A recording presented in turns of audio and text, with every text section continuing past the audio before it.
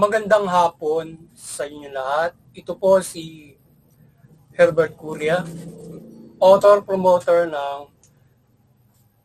Human Rights Promotion.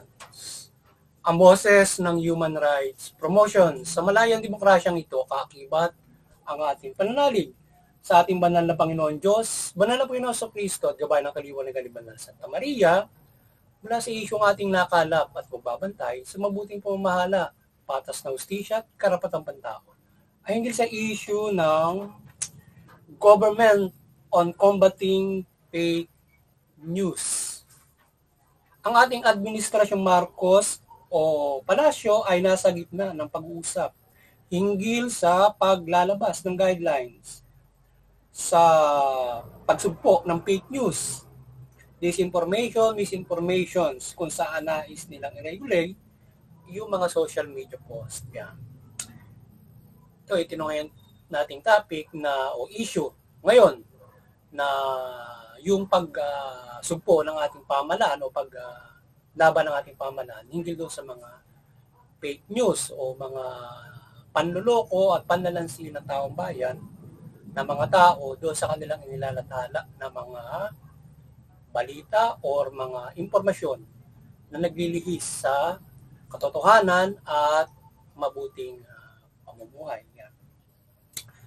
So nais ng administrasyon na tumulong ang komunidad o lipunang Pilipino para mawala ang fake news at disinformations at gainin ang tulong ng social media at mainstream media. Yan.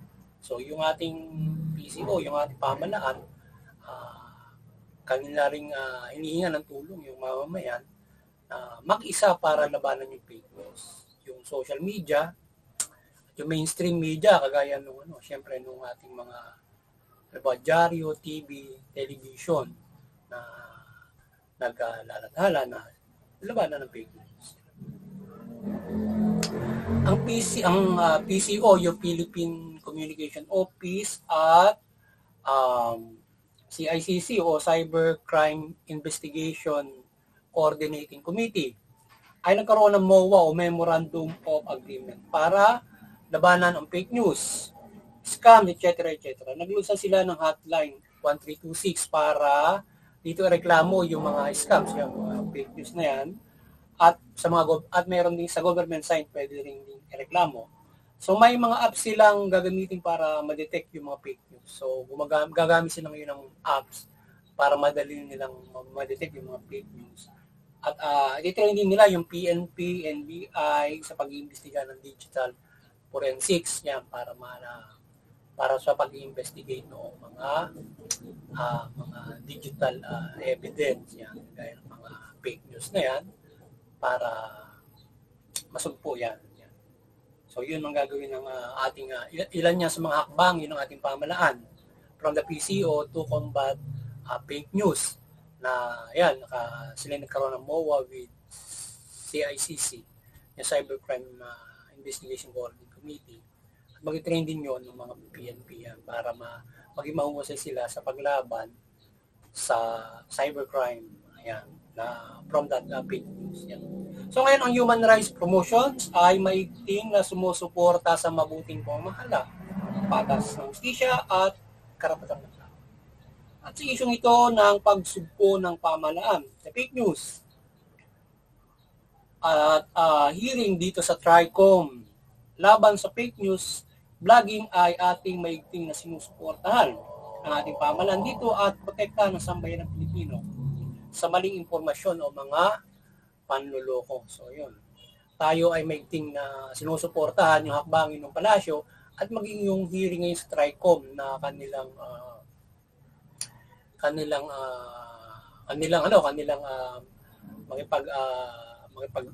nakikipagtalakay sila sa mga vloggers para dito sa mahusay na pagbablog at kanila ring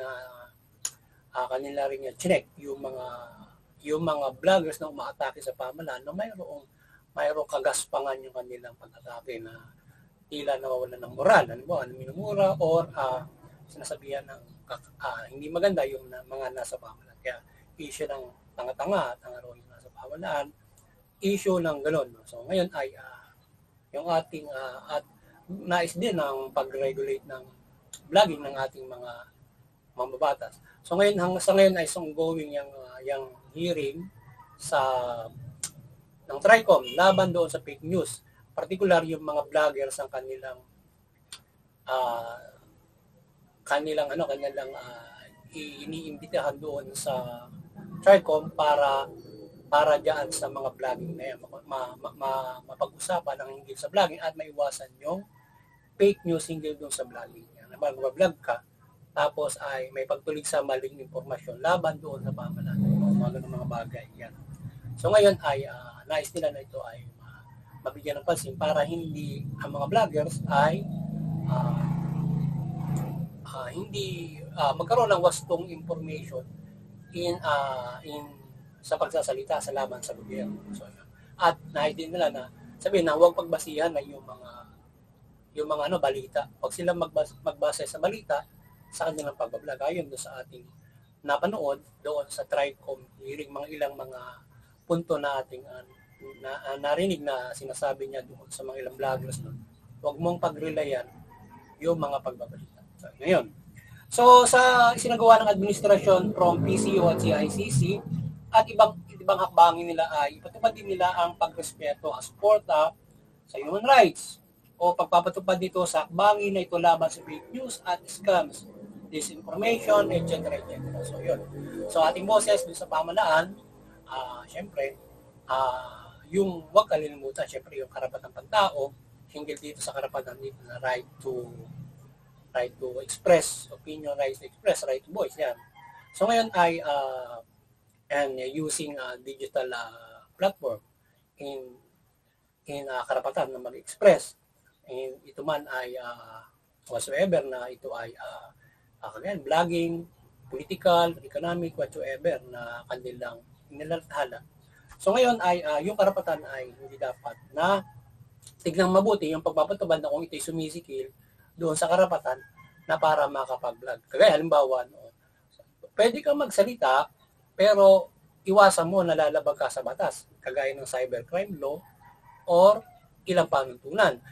At ang hindi maganda kung parang sisigilin mo yung mga right to voice. Halimbawa, parang yung kagaya nung halimbawa magkaroon ng inequality kung paano mo kukontrolin yung post. Yung halimbawa yung sa TRICOM gusto nila pag-rehistro. So medyo masyadong pagsikil doon sa mga vlogger. So ngayon ang dapat kasi gusto nila masiguro na yung mga vloggers yung kanilang mga pagkakakilanlan at and then other na siguro mga requisitos. But hindi ko pa nalalaman ng gusto yung kanilang nais na mangyari for that regulasyon. So ngayon ay kagaya na parang sa tingin ko medyo mabigat yun na parang nasisikil. So ngayon ang ating diyan ay itong paglimi ng mga post ay dapat magkaroon ng mga peer investigation sa ganyan at siguruhin na may imbestigan na may nilalabag na batas para tanggalin ito o i-block at kasuhan ang nagpapakalat ng fake news. Siguruhin na ang mga report sa kanila ay totoo at hindi nanggugulo lang at silang itong nagawa ng maling reporting sa kinauukulan. Yan. Halimbawa, kagaya ngayon, yung sinasabi ng PCO yun, na kanilang iimbestigahan, kanilang yung post ay kanilang iba para nais nila na ito ay i-regulate yung mga post kung paano nila tatanggalin nito o paano nito i-block para maaaring ganun para yung mga fake news ay maalis. Ngayon siguro at yun namang sa TRICOM ay ang kanilang ginagawa naman ay para kanilang sinisita ngayon doon sa Kongreso yung mga nakapagsalita ng hindi mabuti at sinasabihan na ito ay magkaroon ng mahusay na information in throwing words sa government o anumang hinaing mo. So ngayon, at ayaw nga nila na ito ay magbase doon sa balita. So yun. So ngayon ang atin dyan ay karapatang pantao ay tingnan mabuti.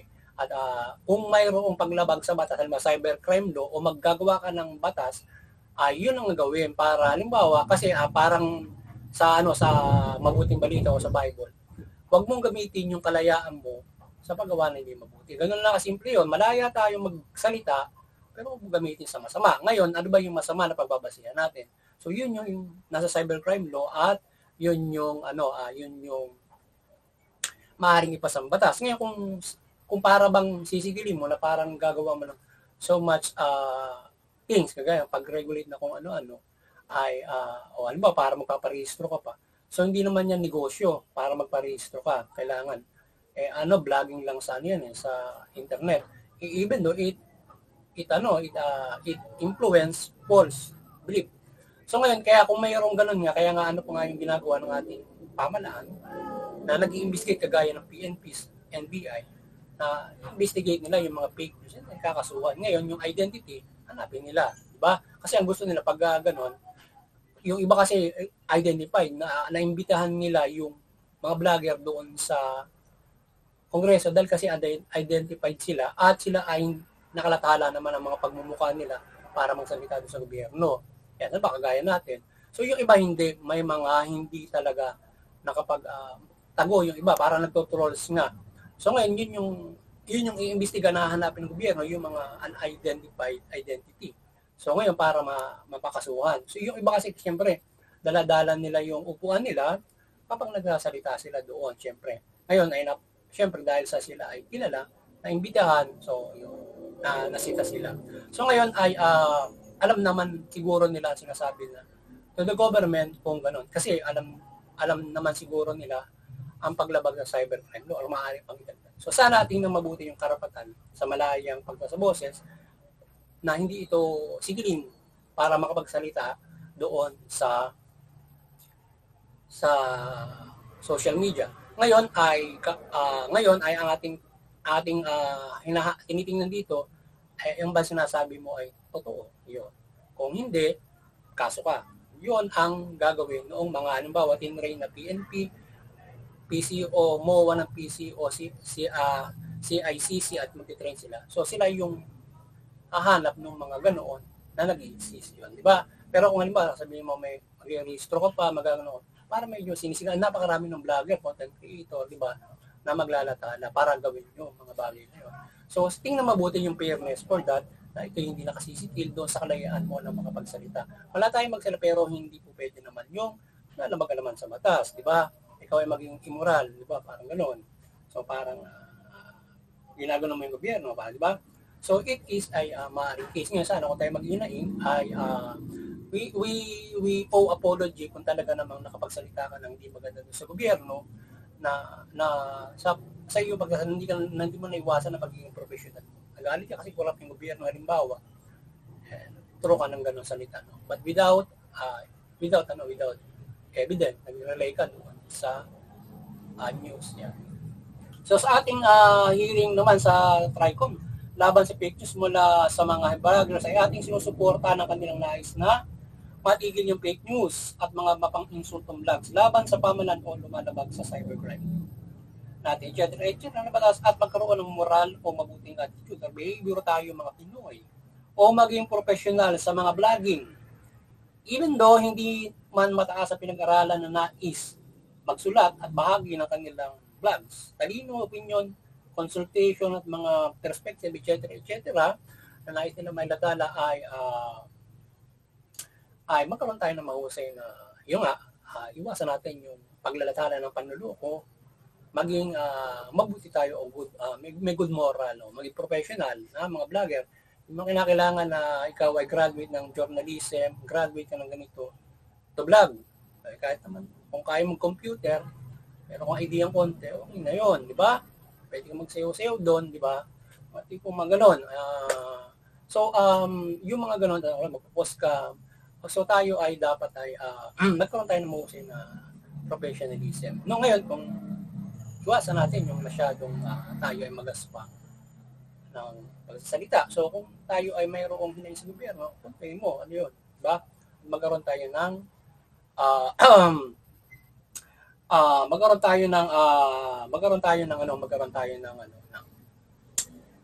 mahusay na pagsasalita. So sa tinutukoy ng ating mambats na ito, mga news information o main media stream, maaari ang tinutukoy dito ay hindi dapat pagbasehan ng vlogging. Ang ating side dito ay dapat maging malimi ang mga vlogger sa paghango ng information sa mga balita, lalo na at hindi ito mga news agency na mapagkakatiwalaan.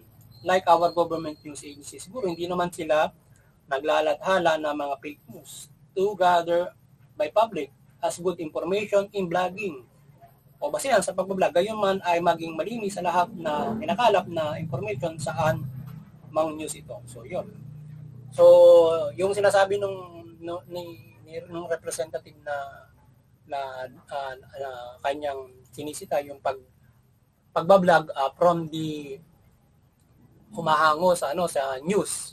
So ngayon tayo ay ang ating kwan dito, ang ating opinion dito ay maging malimit doon sa paghango ng news. Kasi maaaring ito nga ay yung nahango mo news, fake news. So, kapag nag-opinion ka, mali na yung opinion mo kasi fake news yung napagkuha mo. Ngayon, halimbawa ang hahanguin mo na information. Halimbawa, ikaw ay bumabase sa balita. Kagaya natin, tayo ay nakapag-vlog, nakapag-susulong tayo ng human rights. So, yung ating promotion ay human rights. So, itong vlog natin ay human rights. So, ngayon ay itong karapatan ng tao, tayo ay humahango na mga issue para sa good governance, human rights doon sa mga pagbabalita. Kagaya nito. So ano yung karapatan, ano yung good governance dito? So ngayon nahango natin sa balita, mayroong issue, fake news, ginagawa ng gobyerno. Naghango tayo PNA doon sa pagbabalita ng PNA. Meron din tayong hinahango sa Inquirer News. So ngayon ay itong mga hinahango natin to, siguro ito ay reliable news agency, PNA News, and Inquirer, halimbawa. So ngayon ay, kung halimbawa ang sinasabi ng ating mambabatas, kung mayroong wag paghahanguan. So ngayon ay dapat tingnan din ng ating pamahalaan, either government or non-government news agency, salain nila. Diba? Kung gano'n ang kanilang tinuturan, na kapag doon ka humahango ng iyong blog or iyong mga campaign for halimbawa ano bang mayroon sa pamahalaan. Usually kasi halimbawa news agency, PTV4, di ba kapag yan ay naglalatala andun sa yan ay doon sa Malacanang, doon kumukuha ng pagkadating sa government or iba't ibang mga news from the government, doon sila pag halimbawa maglalatala yung Malacanang, doon sila kumukuha pag Malacanang ang maglalabas, or iba't ibang mga ahensya at iba't ibang pagbabalita. So ngayon sila ba ay reliable? So ano ang masasabi ng ating TRICOM doon kung hahango ka sa news, di ba? Sabi, huwag kang mahango sa news. Eh hinanguan mo yung PNA. So yung ba ay hindi reliable para pagkunan mo ng information para makita mo kung ano ba yung karapatan na dapat na maaari nating isulong at patuloy na pagsusulong sa pamahalaan, good governance with this information, paglaban sa fake news. At ginagawa ng mga halimbawa hearing ngayon. So halimbawa, nilathala ng PTV4 o ibang yung hearing nila. So sa kanila naglathala, halimbawa, hindi na halimbawa, kaya sa PCO, halimbawa. So yung bang PCO ay reliable news para pagbunutan ano ba yung sinasabi ng gobyerno, and ano ba yung ating dapat na pagsusulang good governance. Aside from that, maraming government news agency. Hindi lang yon, compared to the mga private, diba, Inquirer and other private news agency, nagbabalita, digital, TV, or sa mga newspaper, halimbawa mga gano'n, or radio. So ngayon ay ito ay alin ang mga reliable. So syempre kung ganoon ay syempre mag-limit. So atin din doon ay mag-limit. Tayo nagli-limit rin doon sa ating paghahango dito sa mga ito. Even though we see to it that it is a reliable information ang nilalathala nila sa lipunan, ay ating ding nililimi yung sinasabi nila. O na maaaring ito mayroong typing or maaaring lihis ang kanilang sinasabi. So, nililimi din natin. So, ngayon ay ang ating suggestion sa TRICOM ay tingnan din nila yung mga news agency private, public, who is reliable, ba? Kasi yung mga vlogger kasi hindi naman sila nagbabalita. Gumagawa ng opinion yan. Kumakampanya yan from the news, from any sources na kanilang kinukuha. Aside from sila ay humango ng investigasyon mula sa isang tao, reliable na tao, isang reliable na opisyal ng gobyerno, para yung gobyerno ay halimbawa mayroong katiwalian, mayroon dapat gawin, diba? Mga ganon. So, nangyayari ay kapag hindi ka nag-limit, kapag nag-vlog ka, mali na yung opinion mo. Kasi kung nagbumulot ka sa fake news di ba? So tama naman siya na wag basta magre-rely doon sa balita. Kasi kapag kinakailangan gumawa ka rin ng paraan ng verifiable things para yung mga balita masiguro mo. Siguro mga 10 balita na nagkakatugma-tugma para correct ka doon sa iyong information. Kasi kung magkakaiba, lalo na yung mga details, may problema yung opinion na gagawin mo kasi hindi mo na nakuha lahat. Dapat makukuha mo lahat yung information, di ba? So mga ganun mga bagay. So tayo na hindi naman tayo umu-oppose doon sinasabi nung yung pagkuha, wag basta kukuha sa news. So ang sa atin doon ay salaing mabuti yung pagkuha sa news kasi mayroon namang reliable kagaya nga noon. Kung ating itatanong doon sa kongreso doon, particular yung congressman na yon sa Manila, paano kung kinuhaan ko ng information yung PNN sa halimbawa para tingnan yung inyong pagbabalita ng or PTV halimbawa para patingnan yung inyong sinasabi sa fake news ng government. So tayo nagsusulong tayo ng good governance and human rights. So what is our side on your campaign for the fake news? Sabi mo ganun di ba? Huwag kang babase doon sa fake news. So ngayon tayo ay walang ilang resources para pumunta sa Malacanang, para pumunta sa iba't ibang reliable person para alamin yung TRICOM hearing. Hindi tayo magpunta ng kongreso para tayo mismo kumuha ng vlog doon, di ba? For this, our human rights promotions. So we rely on news para dyan sa mga impormasyon na yan. So everybody ay nakapagre-rely dyan, no? So ngayon ay everybody has the opinion magkakaiba. Depende sa nakukuha mong pagbabalita. So kaya hindi lamang vlogger yung responsible, kundi pati yung mga news agency na siya naglalathala. So dapat yun ay hindi lang vlogger yung kanilang sinusubsog yun. Na sa tingin nila ay naghihikayat ng mali sa tao. Pati rin yung kinuha nila ng impormasyon, di ba? So ngayon depende na lang sa vlogger kung tama naman yung impormasyon ay binibirit ng vlogger kanilang binabago o ginagawa nila ng masamang kwento yung mga pagbabalita. So yun ang masama doon sa mga vlogger na gagawa ng ganoon. Aside from this, they are truly campaigning right doon sa kanila sinasabi from the vlog, di ba? Halimbawa, gaya yung sinasabi niya yung pag-aresto kay Pangulong Duterte, nababalita na aresto siya, na-aresto nga ba? Na-aresto. Dati na sa sa ICC nakakulong na.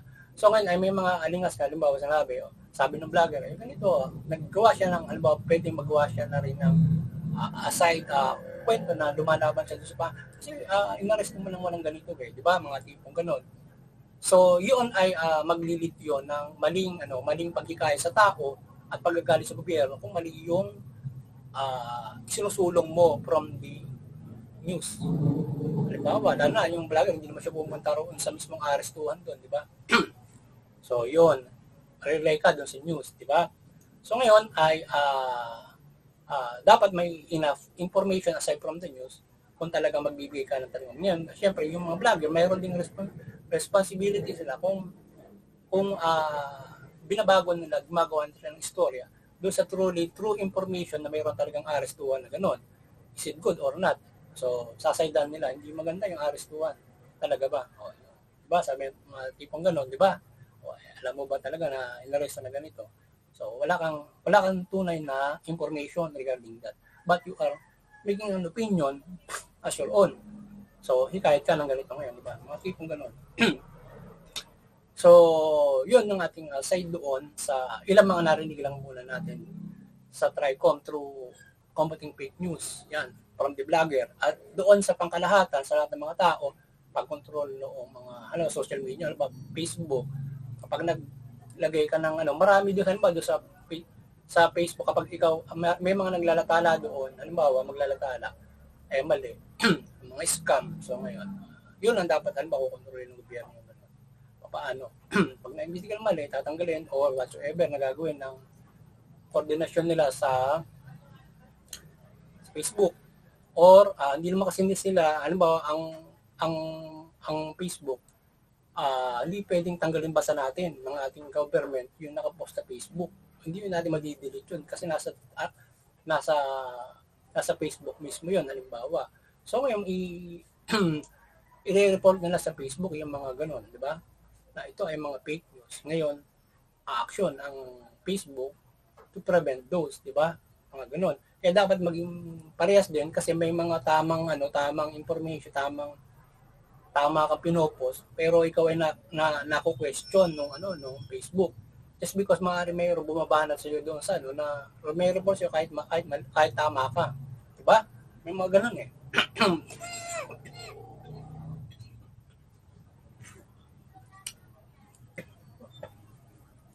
Excuse me.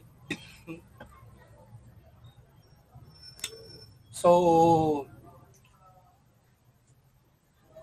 yun. So ngayon ay ang ating suggestion sa pamahalaan at mambabatas ay kanilang liniin ng mga news agency or offices din, maging sa pamahalaan or privado sa mga aring fake news na nailatala nila na hindi nasasala ng mabuti. So yun. Tingnan din ng pamahalaan yung mga news agency sa private at saka doon sa public na ito ay surely na maglalatala ng wasto. Hindi ito tailored mula maliit na tao hanggang sa malaking tao na ginagawa nila ng mga kwento. Halimbawa, di ba? Or magawa sila ng mga pagbabalita na may perwisyo ng isang simpleng tao or malaking tao. Di ba? Kung gano'n. So, yun, at, gano'n, hindi mo, sira mo yung tao, gano'n, para nagsasabi ka, tao, may gano'n eh, diba? Isang tao gano'n, diba? So, pagtanggol ng gobyerno ang lahat, pero equal justice na sumusulong natin, from this fake news, maliit, malaki, diba? So, nais naman ng TRICOM magkaroon ng parang registration, yung vloggers nga. Ito ay pag-isipang buti kung saan ito tayo sangayon sa kung saan hindi tayo sang-ayon sakbangin ito dahil sa maraming vloggers na magre-register at maging digital creators o content creators in video blogging o blogging in article or both ay masyadong mabigat ito para sa mga vlogger. So sana ay wag ang ating boses sa TRICOM, wag naman ganun kabigat yung gawin nila na magre-register at yung mga yung mga ibang vloggers na ron kasi hindi lang ilan lang sila doon na mga kinukuhaan ng mga ganyang klase at sila ay nalalagay pa sa kanilang situation na sila ay na-check ng gobyerno. So paano sila magkakaroon ng fair na pag fair na desisyon papaboran o hindi yung registration kasi nga nasasalang sila ron, di ba? So lahat ng vloggers, kung tatanungin mo, papayag ba sila? Paparehistro pa paano? Pupunta ka pa ba ng saan mo paparehistro yan? DICT o saan? Diba? Paparehistro ka ng gano'n. O punta ka ng PNP pa. Halimbawa, saan ka magpaparehistro? O maglagay ka ng isang ahensya na pagpaparehistro. Pupunta lahat doon. Diba? Or sa website ka magpaparehistro. Itong pangalan ay rehistro. Diba? So, siguro ang ating lang dito ay yung mga vloggers ay yung ating mga vloggers ay siguro ay hindi na kinakailangan pa sa layo na gano'n. Tingnan kanila lang imbestigan kung alin yung mali o fake news o panloloko at kasuhan kung lumalabag sa cybercrime. Lahat tayo may kailangan magsalita pero kung mali, kakasuhan ka. Pwede ka ikulong kung mali. Diba? Bahala ka magsalita ngayon. Kung magmumura ka, pwede kang kasuhan. Ngayon, kung magsalita ka ng mali, pwede kang kasuhan. Kaya kasimple yun, di ba? Kung malaya tayong namumuhay ngayon, kung gumawa ka ng krimen, kaso, yun ang kasimple ngayon, hindi mo na pagbabaan. Pag maglalakad ka, kinakailangan, magsusuot ka ng ganito. Pwedeng ganun, di ba? So, napakasimple, pero wag lang siyempre. Iba yung realidad, maglalakad ka, humutubad, di ba? Kung ganun. So, yun yung ating pagtingin na sana wag namang ganun, masyado mahigpit, na parang sinasakan mo na yung kalayaan ng mga pagsalita. So, malinaw naman ang ating batas kung libelous, slanderous yan, kaso, diba? Simple yun eh. So, medyo wag masyadong ganun kabigat. Siguro, yung pagkakaroon ng true name, siguro, ng isang vlogger, yun ang maaari para kasi identifiable. Ngayon, ang problema, kung gamitin nila ang pangalan ng isang taong hindi naman siya.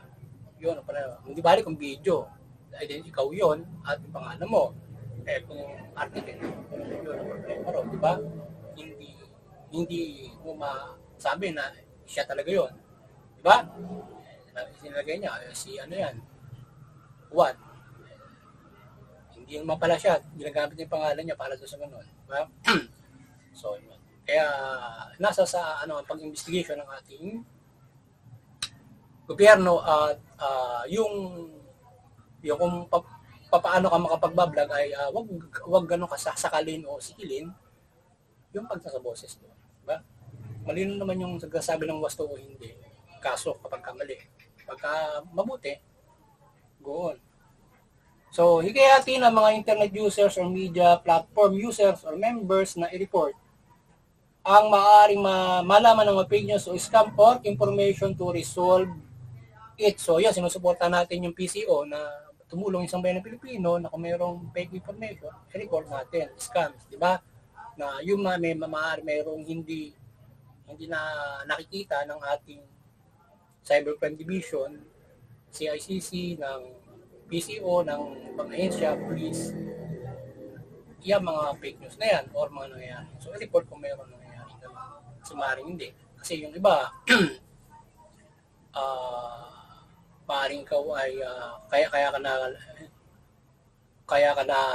maaaring ikaw ay hindi ba sa nakalathala yung mga tao na yan. Siyempre, dahil para kang kakagatin na lang sa likod niya para ma-scam ka, etc.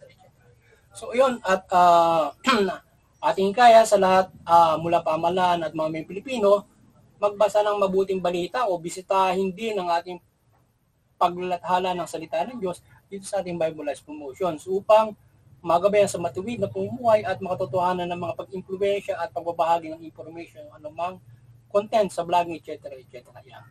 Sa yun, kahit natin sa ating pamahalaan, basta kayo ng mabuting balita o ng Bible para kayo ay makapamahala ng mabuti, kayo ay maging mahusay sa inyong pamamahala. So, pakinggan nyo yung ating Bible Life Promotions kung saan ay para maliwanagan kayo ng mabuting balita ng ating malala Panginoon Diyos, Panginoon sa Kristo, Banal na Santa Maria sa inyong pamamahala. So, maging wasto kayo palagi at makatotohanan sa inyong pamamahala. So, yun, at makapagmahala kayo ng mabuti. So, meron din tayong Bible Life Promotions para makalubay sa spiritual nating pananampalataya at mamuhay tayo ng maayos. Except from this human rights promotions. So, or else, ating pamahalaan ay mga nasa pamahalaan, maging sa kongreso, no? Ay, basa-basa kayo ng Bible. At ganun din yung mga news agency, lahat ng tao. So, magbasa kayo ng Bible para kayo ay maliwanagan, kayo ay maging makatotohanan. Yan. So, tayo ay naglalataran, nag-share tayo ng Ebanghelyo. So, makinig kayo sa ating pag-Ebanghelyo para kayo magabayan sa makatotohanan na pagbabalita at pamamahala. So, maliwanagan ng Banal na Santa Maria ang ating bansa. Mula pamahalaan at mamayang Pilipino. Yung pamahalaan, mamahala na mabuti, matuwid. Tugunin yung karapatan ng tao at iwasan yung pang-abuso, korupsyon, katiwalian, pang-api ng tao. Yun namang mamamayan, sumunod sa pamahalaan, iwasan yung paglabag sa batas o kriminalidad. Huwag labanan yung pamahalaan, suportahan yung good government, equal justice, human rights. Sa gayon, makapumuhay tayo ng mapayapa, maunlad. Sa lahat, makapananampalataya tayo sa Diyos. Sa Panginoon Diyos, mula Panginoon Kristo ng magaan at mapayapa, protektado ng pamahalaan. Ngayon, muli, sana ay nakapagsabukas naman tayo ng karapatang patawang sa ating paglalatalang ito mula sa isyong ating tinungyan. Na paglaban sa fake news. Magandang hapon sa inyo lahat at God bless you.